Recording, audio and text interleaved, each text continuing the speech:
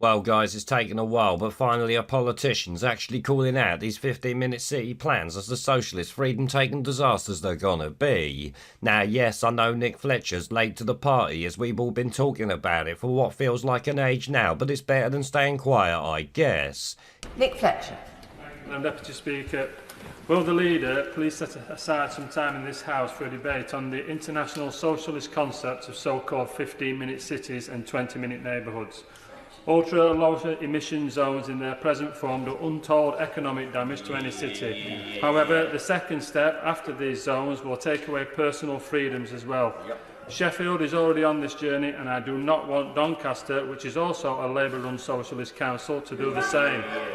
Low emission zones cost the taxpayer money, simple as. However, 15-minute cities will cost us our personal freedom, and that cannot be right. Well, I thank the honourable gentleman. Whatever the motivations for this new policy, which some councils are adopting, I think that the hard-working people of this country, their lives are complicated enough, especially at the moment when we're trying to boost the local economy. We're trying to get tradesmen and sole traders being able to boost their income.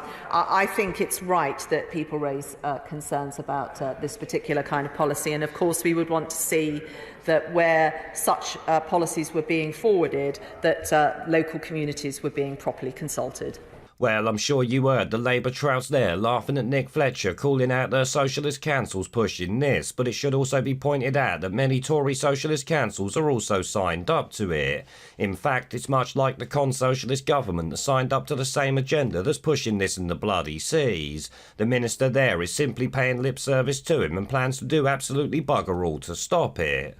Now, I will say that he's 100% right in what he states about the economic damage these 15-minute cities are causing and will cause in the future. The same way he's right about the next steps taking away our freedoms, as most of you already know. The trouble is, you try telling that to people and they just look at you like you're saying you've seen the Loch Ness Monster or something. I mean, I hear people in London moaning about Sadiq Khan and his ultra-low emissions crap that's soon going to cover all of it, and they just think it's about money. Obviously, I try and tell them the final aim is taking their car away and they look at me like I'm mad. It don't matter if I explain the fact the minerals are not there to replace all cars with electric ones or anything else. They just don't take the information on board. Of course they bloody will when it happens, but by then it's obviously too late.